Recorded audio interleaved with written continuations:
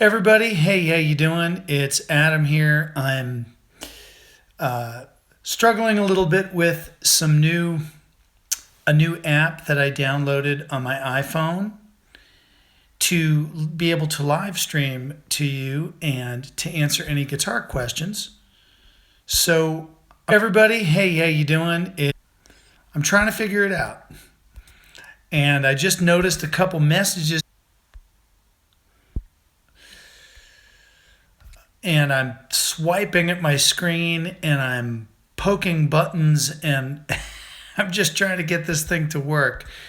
So I'm not quite sure what I'm doing here.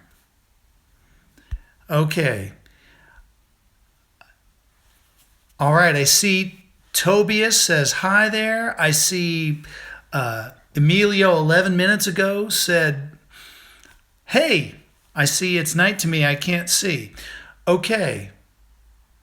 So I guess I'm on. Wow, this is pretty cool. Ramon, hey, I see you. Mita, I see you. Okay. All right. Wow, this is cool. So I downloaded an app called, this is unbelievable. I'm watching everybody log on. A friend of mine who's a super guitar teacher online named Henry Olson, told me to get an app called Wirecast Go. So I got it. I literally hit the button. This is, of course, I have not announced this. And I'm in touch with all of you. He said you'll all get notices on your phone. So go ahead. I'm good for about 30 minutes. Right now we're about 2.5 minutes in. And if there's anything I can answer you without a guitar in my hands, right now I'm doing this on my phone, just let me know. Hey, Maida, I see you. Play something. I see you. So ask me a guitar question. It's cool that you see me, but I'm here to answer your questions for 30 minutes. So let me know if this is, and hopefully when this is all done, it'll get posted to my YouTube channel. So this is totally disorganized. I literally hit the red button and I had no idea what I was stepping into, but I'm online with you now. All right, play something. Guitars are packed up. I'm going on the road tomorrow.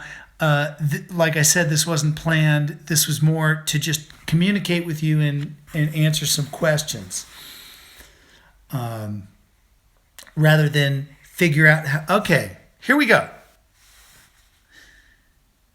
Abel Diaz just asked a pretty good question. Okay, so everybody check it out. What is the best way to go about learning the modes of the major scales? And how do you go about first learning them? And I see some other questions coming in, but I'm going to answer Abel Diaz Urbina's questions first. Okay, modes. This is a very confusing subject, because a lot of guitar magazines, they want stuff to continually put into, how shall I say, a lot of guitar magazines, they want to make you feel like there's this mountain of stuff to learn. So let's talk about modes for a minute, and I'm going to try to stop looking at all the questions coming in.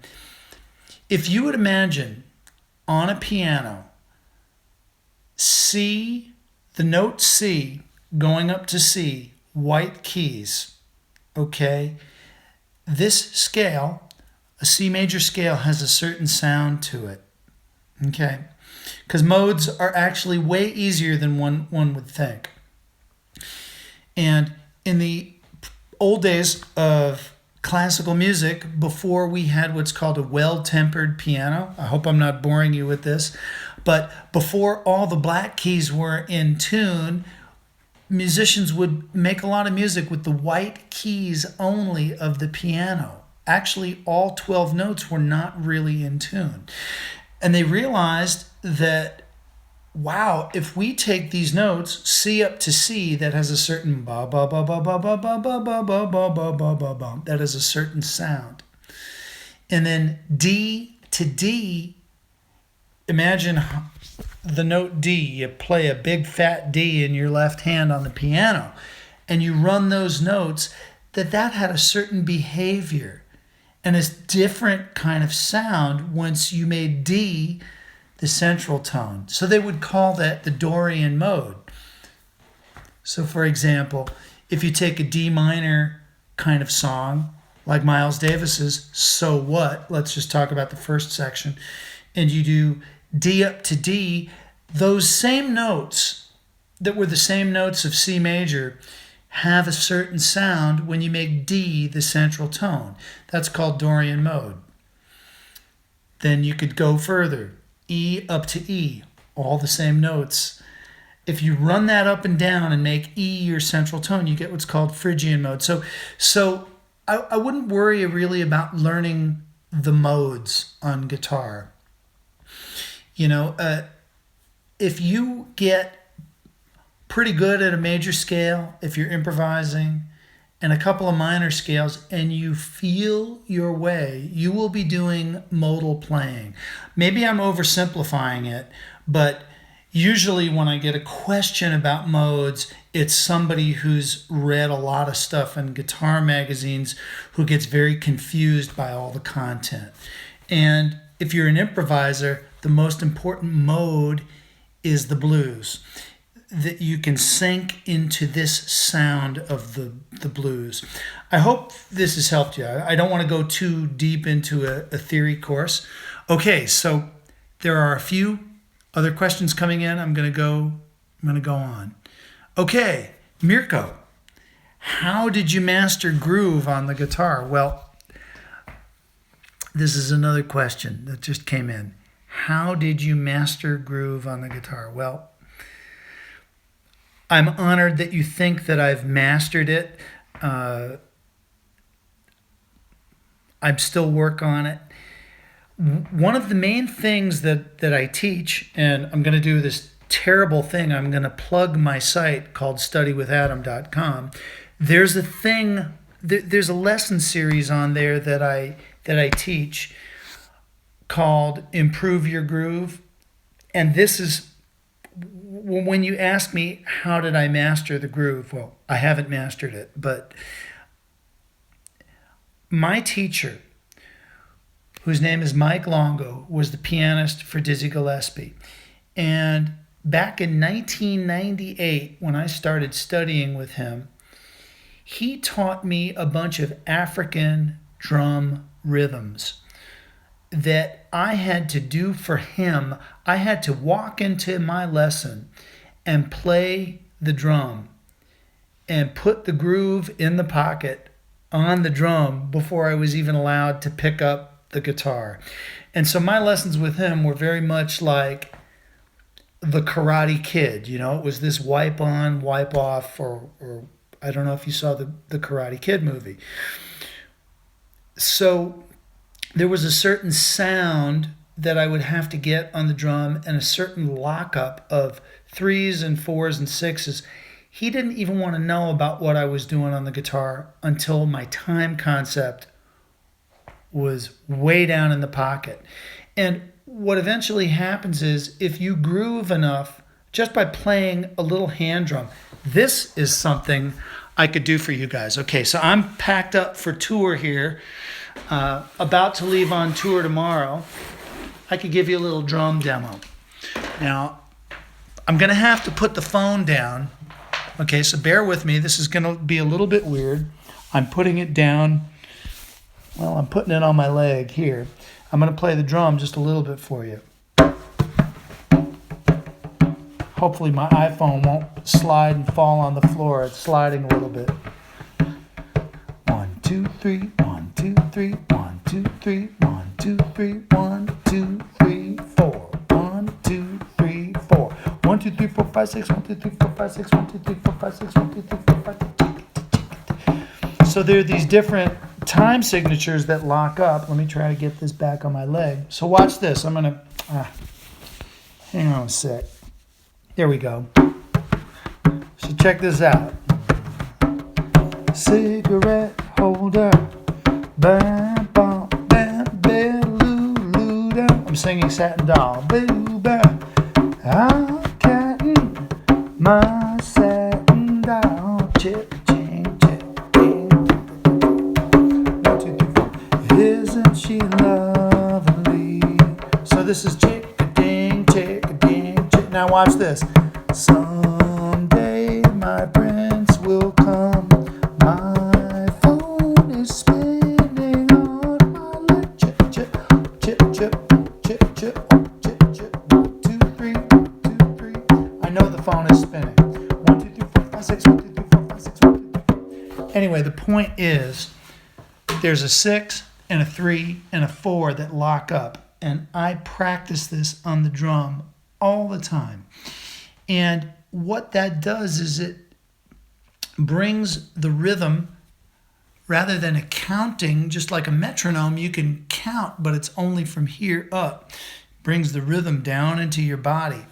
Eventually, you start making some choices with your fingers about, wow, which finger feels right here, or how does this note need to lay? Because you've internalized the rhythm in your body.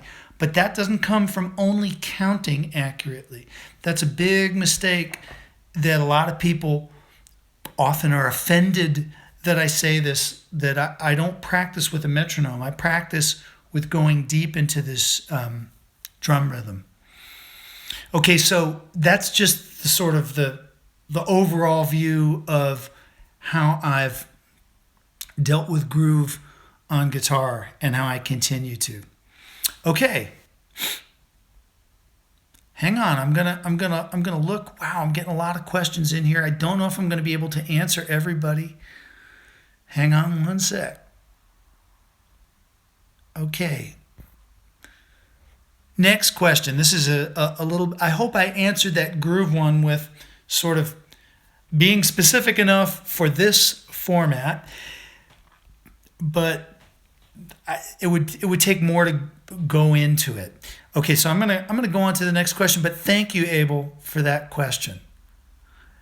Next question: do you get tired while playing the guitar? Yes. Well,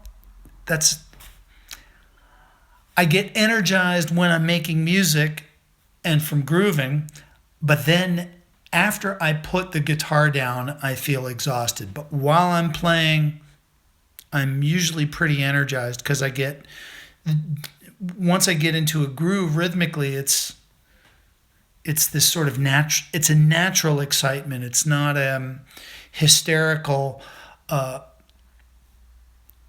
It's not a hysteria excitement. It's sort of like an engine that the more it runs, it gives itself energy. But then afterwards, I'm tired. Okay, thank you for that question. Wow, this is so cool. All right.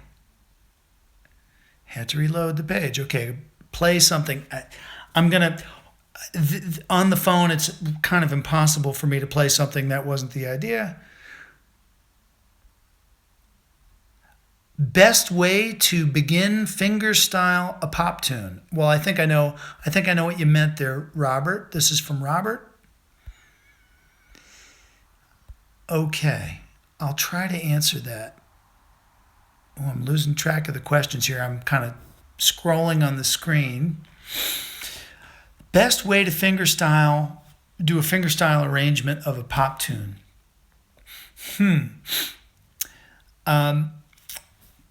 I would say the first thing you have to do is have a concept of how the melody and the groove hook up. For example, how would you snap your fingers or pat your foot and sing it? I know this maybe isn't the answer that you want, but the thing is the guitar is going to be an extension of your musical intent.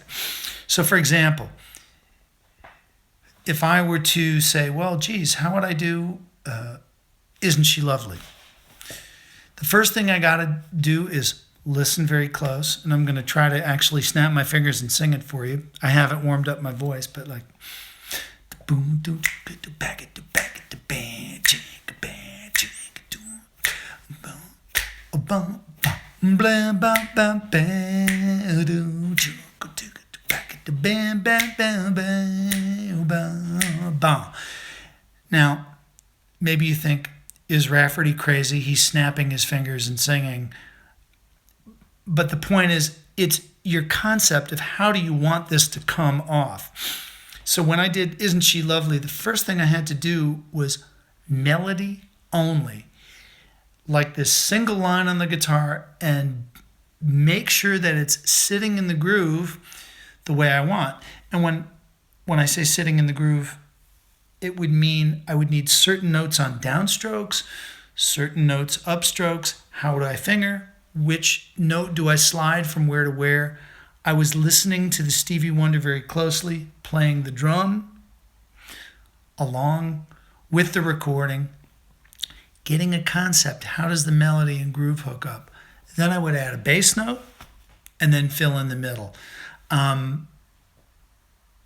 So I'm giving you the most basic view because this could be, I've done a lot of arrangements and they all take on a slightly different shape. There's the sort of funky arrangements, there's the jazz arrangements, there's the ballady kind of Yesterday from the Beatles kind of arrangements where I make terrible guitar faces. Of course, I could show you how to do that. But how you want the melody to come off and to be able to sing the melody with a groove. And again, this was something I got from my teacher, Mike, long ago. So for example, Yesterday, even if I don't sing this well, watch this. Doom, ding, ding, ding, doom, ding, ding, ding, doom, ding, ding, ding, boom, ding, bing, ding, blah, do, da, doom, doom, boom, blah, boom, boom, boom, boom, da, da, boom, and this pulse is still boom, blah, blah, do, do, do, do, da, da, da. You have to be able to sing the melody against a rhythm, against a pulse, not just 1, 2, 3, 4, but more like boom, boom, boom, boom. And if what I'm doing or saying sounds totally insane to you, or sounds funny or off from another planet, this drum thing, there's a pretty cool thing that I tell people, for a lot of us, we love Tommy Emmanuel, and he's the reason that I'm playing solo guitar, basically. I played guitar before I discovered him, but this whole getting up on stage and doing this groovy solo act was inspired by him. We played Isn't She Lovely one time live, and he says to me, "Man, your 3 and your 4 was perfectly locked up." He said that to me on stage with this huge smile on his face. So, he's a guy, he also plays drums and percussion, and I can't emphasize enough how being able to play that drum and sing melodies on top of it is the groundwork. Then the guitar is the next level. I know that sounds maybe counterintuitive because everybody just wants to get the tabs and learn the notes, but it's this deeper thing that goes underneath the tabs. Anyhow. Oh, Ramon, thank you. Yesterday was right on key. I'm going to scroll through some of these questions. Thank you for that question. Hang on. Ooh, turn your phone to landscape to fill the screen better. Okay, I hope that's better. I'm going to try that. Let me know if it's any different that I switched it to landscape. Play something. What's the best way to go about? Do you get tired? Clavier. Don't forget that each mode is a major or minor sound. Yeah, thank you. Tommy is a guide. Yep, he's awesome. He's really awesome. Do you forget arrangements you haven't played in a while? Somebody asked me, Bam. Okay, good, way better. Do you forget arrangements you haven't played in a while? Do you have arrangements memorized or do you reconstitute them while playing? Okay, here goes.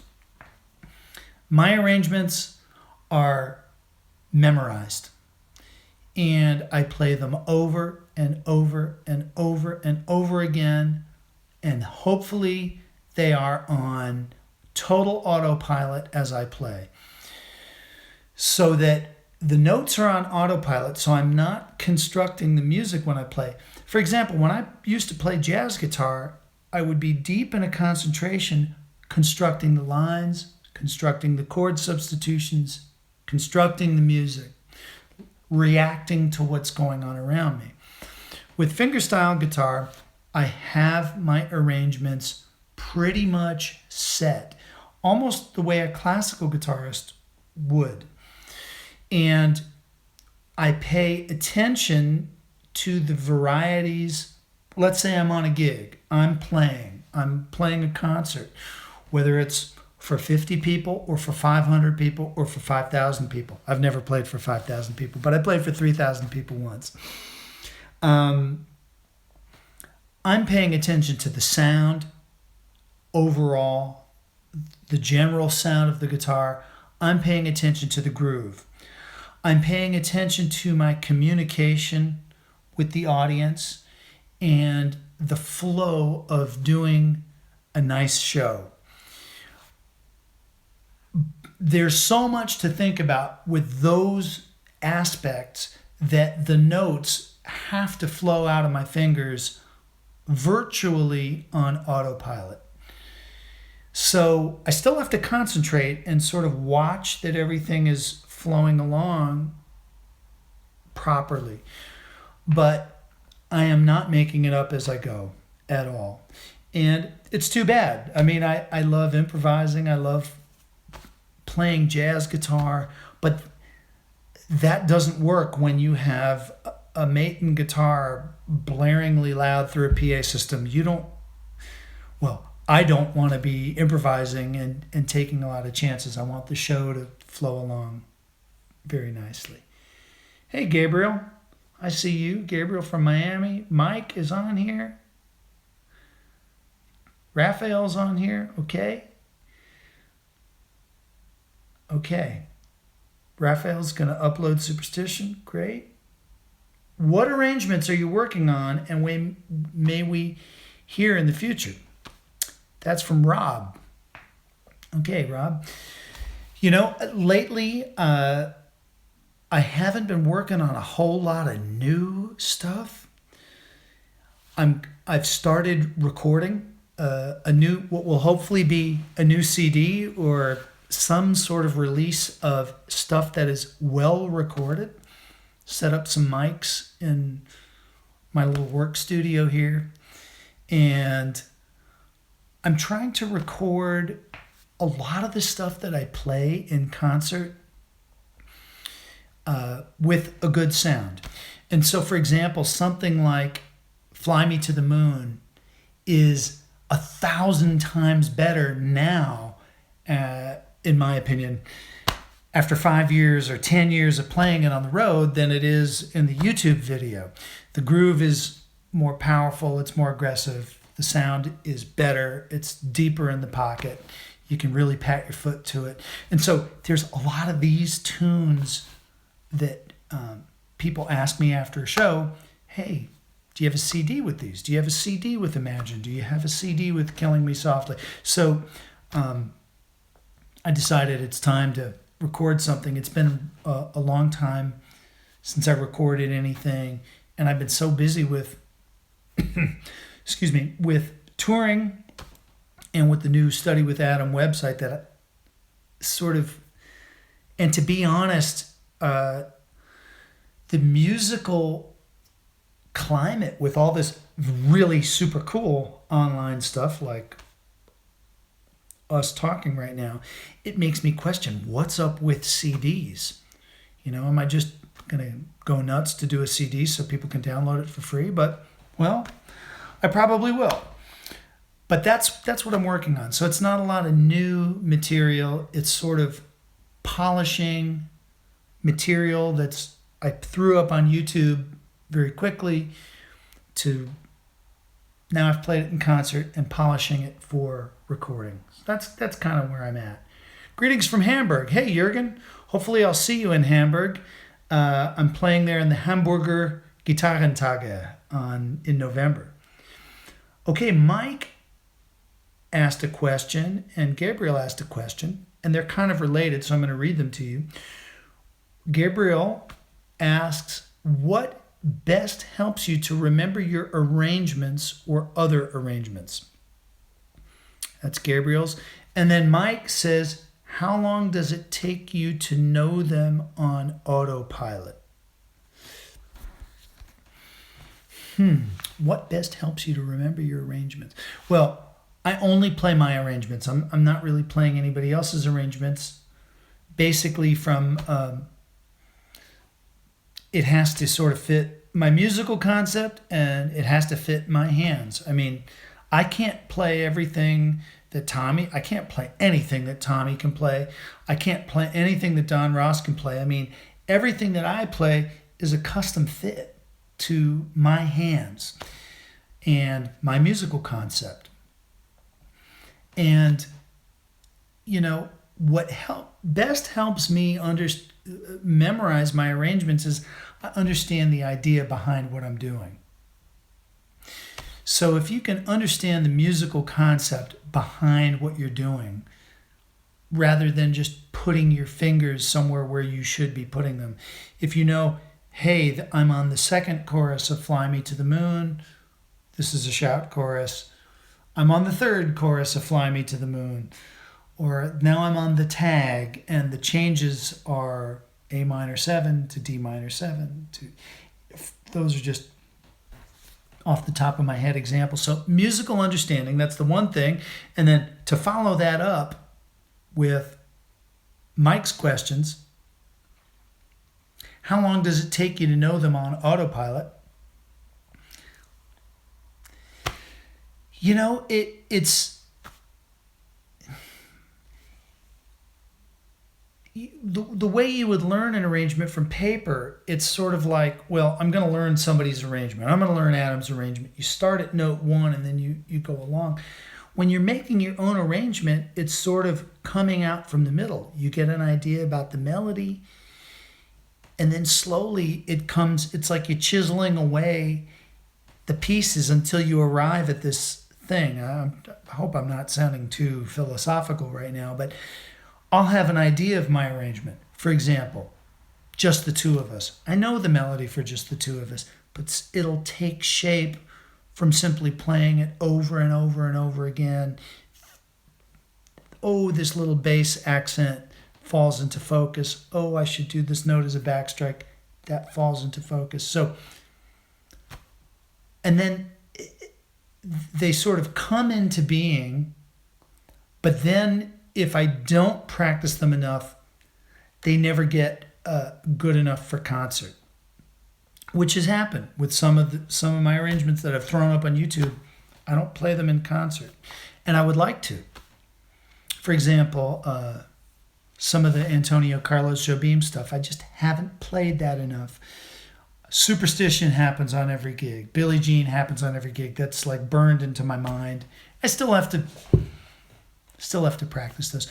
Now, I've been on for about 30 minutes. I'm going to go for about 3 to 5 more minutes, I suppose.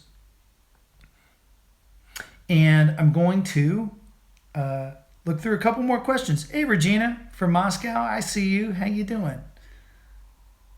Tobias. Yes, the Hamburger Gitarrentage.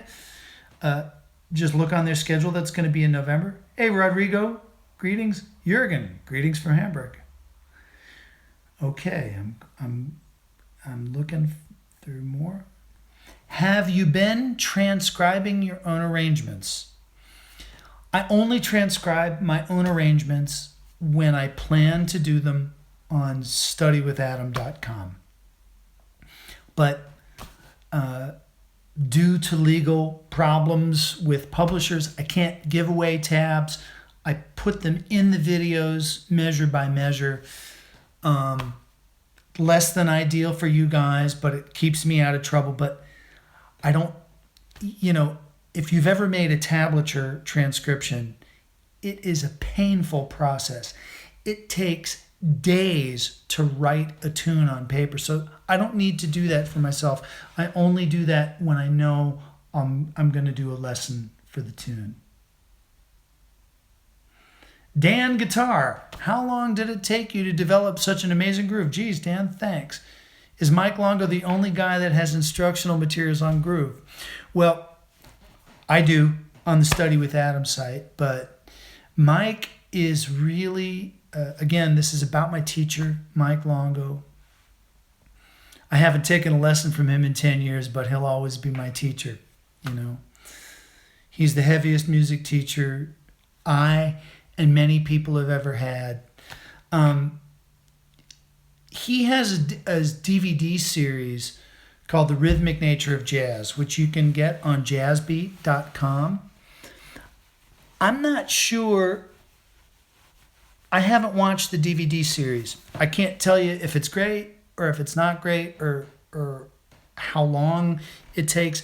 There's also a whole bunch of little melodic things that you would play on an instrument after you do this drumming thing that throw you into, this is more for improvisers now, not for fingerstyle guys, stuff that he would give me that would throw me into a melodic behavior. And that's kind of how Dizzy Gillespie taught him.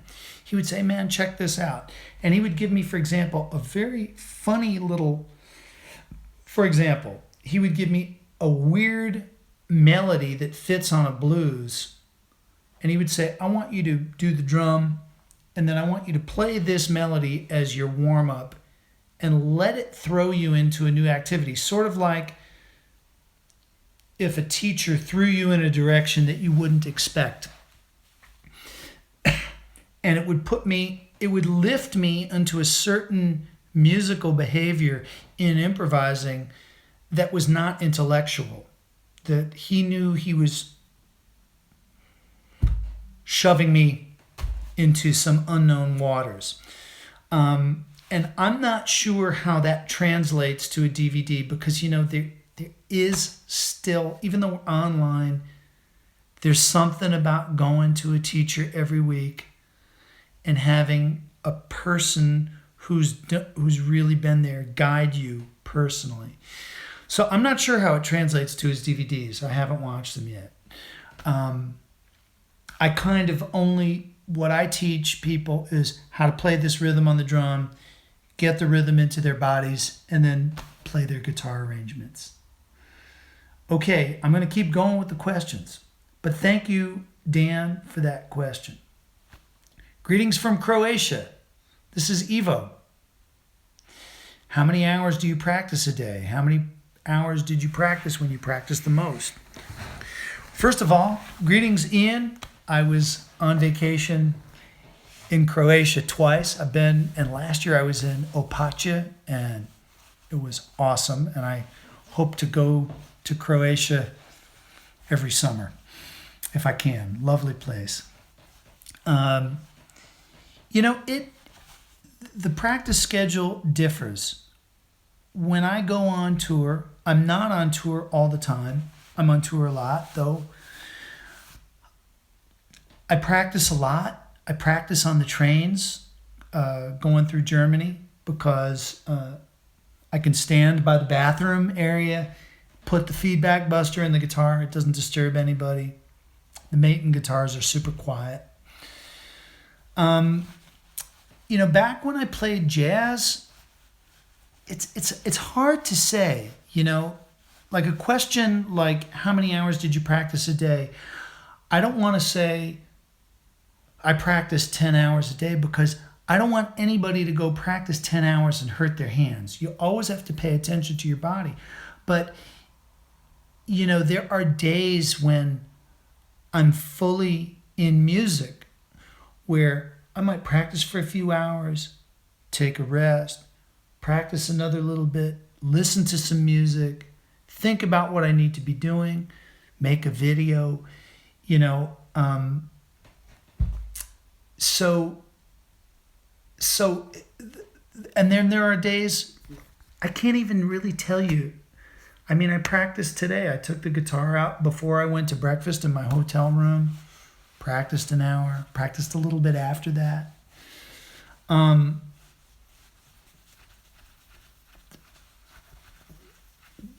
Listen to your body with practicing, but also listen to music, study music.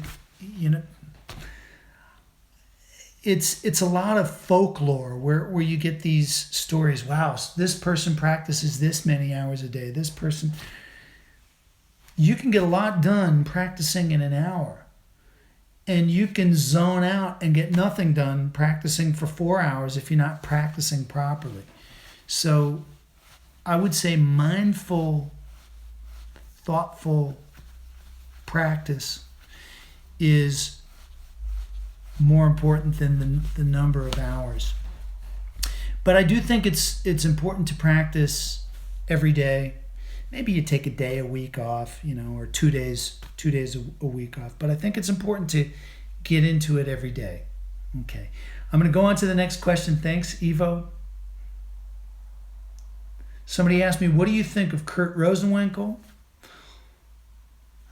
That's from Lasse. What do you think about alternate tunings or open tunings, such as FACGF or C? Polish hunting. Okay, I'm going to answer these really quick. What do you think of alternate tunings? I use, and then I'm probably going to take, after this, I'm going to take 2 more questions and then I'm going to sign off. This was a spontaneous thing, me coming online. So I really thank all of you for coming on. What do you think about alternate tunings or open tunings? And there's a couple examples here. FACGF or CEB. Okay. If I've ever picked up a guitar in like a dadgad tuning, it's really cool that I can stumble onto some different unexpected sounds. I haven't spent a lot of time doing that. I enjoy it. It's like going into a new little garden and discovering brand new things. But I don't think that should be the way that one discovers music necessarily. And there's different opinions about this. The way that I like to discover music is what's going on here in my ear. For example, I go for a walk, I'm humming some melodies, I'm getting some inspiration. So it's like the inspiration is coming down from somewhere. And then I say, how does that translate to the guitar? Rather than searching through just putting my fingers on some strings where I don't know what it's going to sound like, and then going, wow, look at what I found. That's sort of like it's coming up from the ground and I'm discovering. So I choose the way of coming down from what am I hearing down to either paper, writing it, or down to the guitar. So if you think about the way composers like Mozart or Beethoven did it, clearly Mozart didn't look for what finger patterns were nice on the piano. He heard a melody.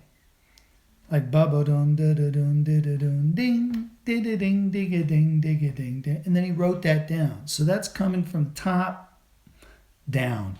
And there's actually some kind of pretty deep studies of science, mixtures of science and spirituality that point to a reality starts higher and then it comes down into matter.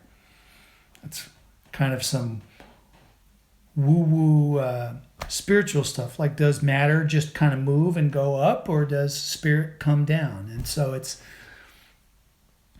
I work from the top down. That's one way to do it. There's more than one way to do it, but that's how I do it. Okay, thank you for your question.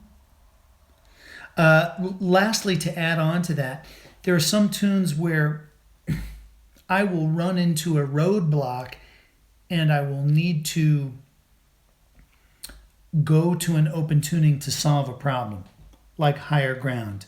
My arrangement of Stevie Wonder's Higher Ground, I had to go to drop D and drop G, dropped D and dropped G to solve the problems. Okay, I'm going to go on to the next question.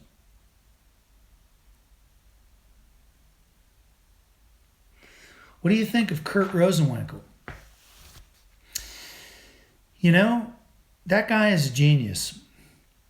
I've listened to him play, and there's a depth to what he does, and he's really he's got some genius stuff going on. And often when I hear guys like him, there's no way I could ever come from that angle. There are a lot of guys who I feel who can make harmony and cool harmonic stuff the ultimate priority. I came from such a different school of playing jazz with Mike Longo and playing up in Harlem, and I could never play like him. I could never come from that space that he comes from. But he's a bad dude. I really like what he's doing. And what more can I say? He's brilliant. He's absolutely brilliant. Okay, I'm going to keep going. I'm going over schedule. Will you be visiting the Netherlands anytime soon? Not sure. This is Ramon. Maybe I'll do a little stop off at a music store there. Okay?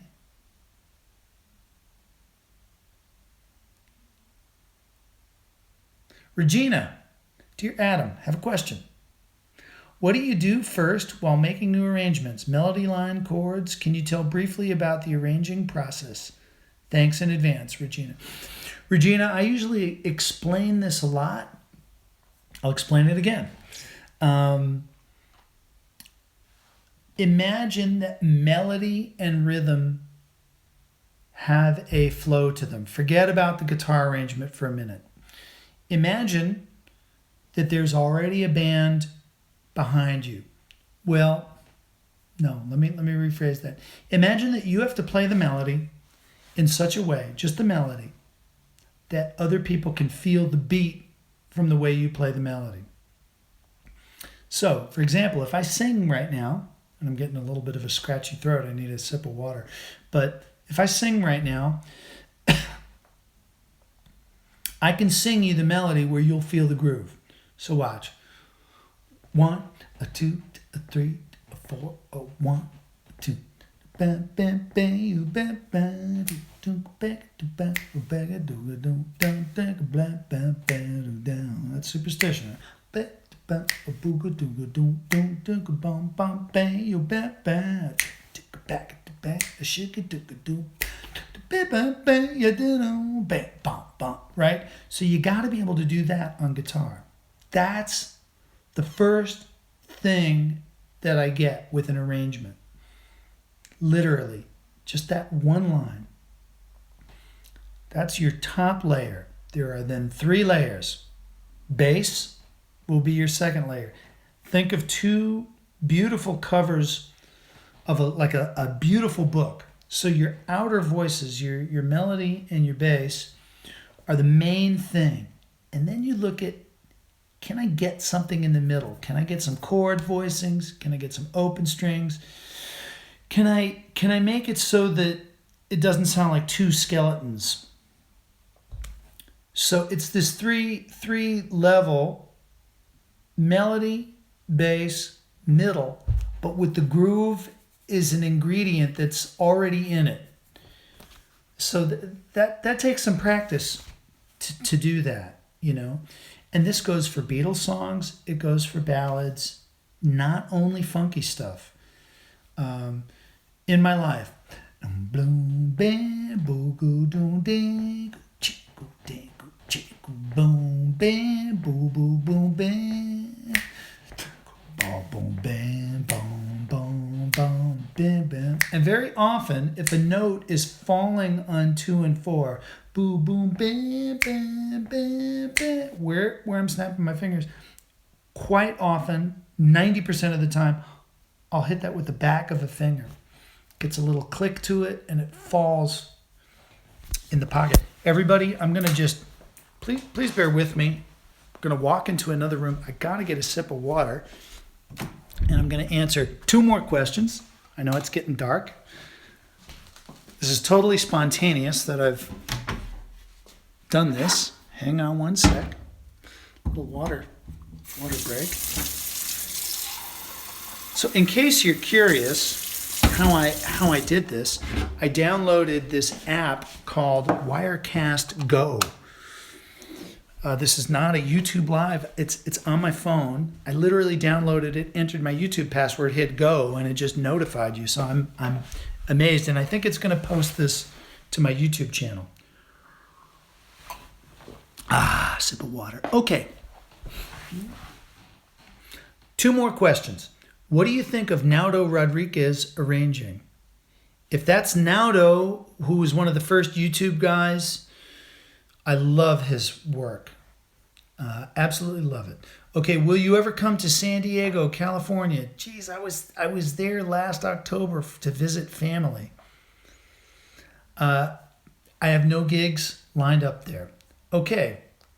Is it illegal to post free transcriptions of your arrangements, say Beatles songs? No.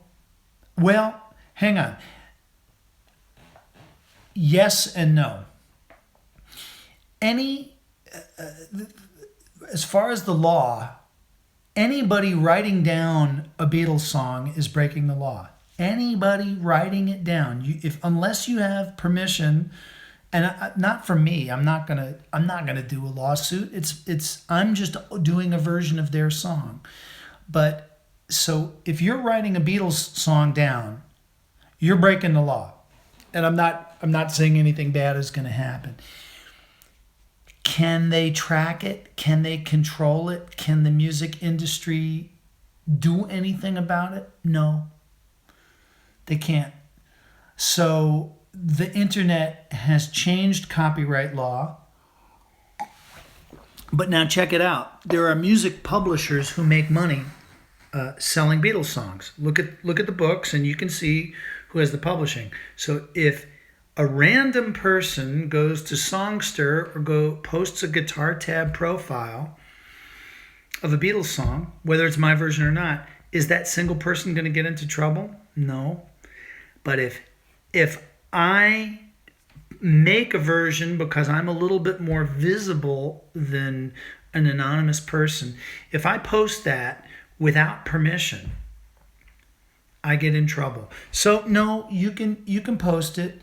I mean, I try to teach my songs on how I play the arrangements on Study with Adam.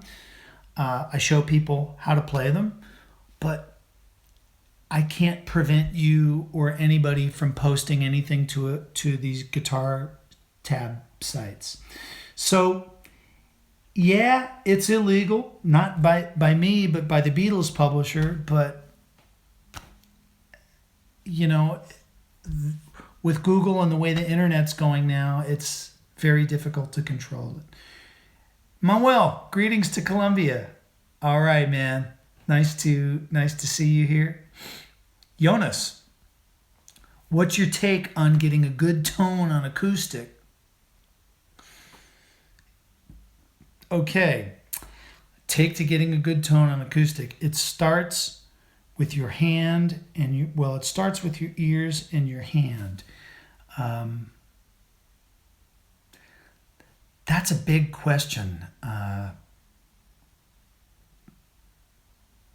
That's a really big question.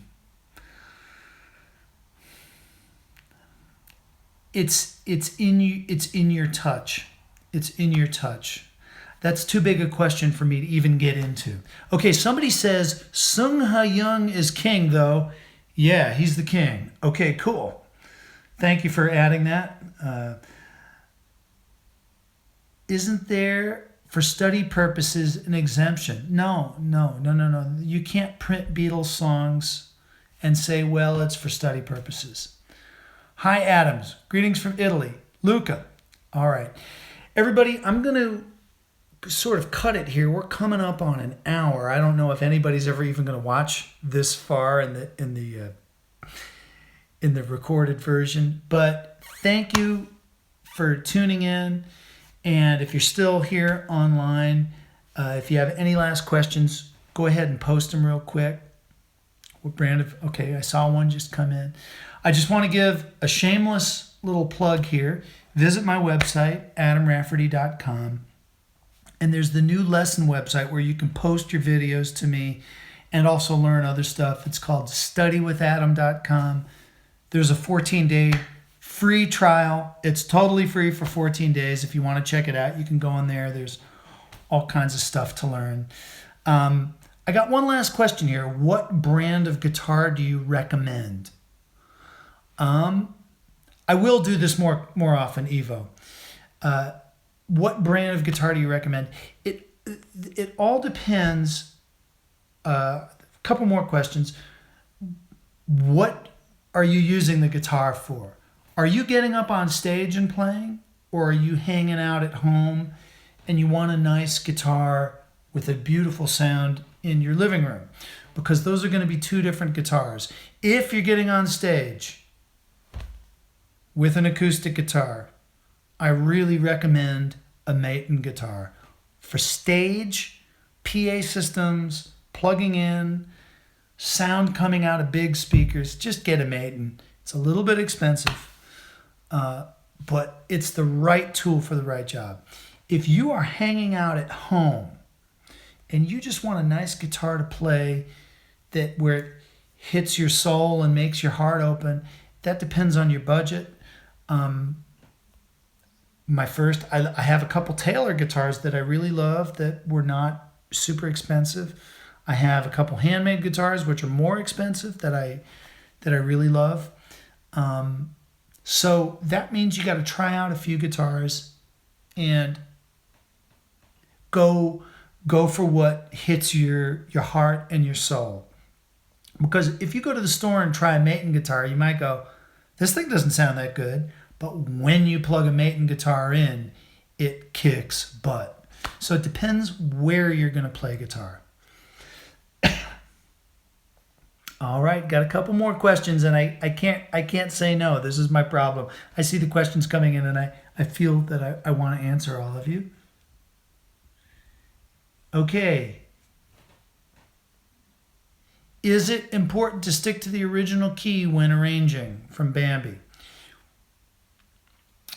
So if I'm doing a song, for example, do I keep in the original key or not? If possible, yes. If I try to. Billie Jean, F sharp minor, capo on the 2nd fret. Why do I do that? When even people who aren't musicians, they hear that color, meaning the color of that key. F sharp minor, it's like this dark green aqua color. Let's say if we assigned a color to it. People go, yeah, I recognize that from the original. Other tunes, no. Yesterday by the Beatles, I think, or no, Michelle by the Beatles, F major. Too much of a hassle to do it in F major on guitar. I just do it in A. So you decide. Do I plan on visiting the Neuenberger Gitarrentage again? Nico, I would love to. The guys who run that festival, they only have certain artists, like they do it one year and then they do the next follow-up year. So I don't know if I'm going to be invited back, and that's not hopefully because they didn't like me. It's like there's so many different guys, they like to change it up year to year. Martin Guitars, Abel. Martin Guitars. Any opinion on Martin Guitars? All depends on the guitar, man. They make great stuff. They make it at every level. They make dreadnought guitars, Martin guitars. I mean, the first guitar I ever heard when I was 3 years old was my dad's Martin D28. So they're awesome. You just gotta check them out. Everybody, I've been on for about an hour. I'm gonna sign off, and I might just pop on if I'm on tour and I have a little bit of time where I can do Q&A.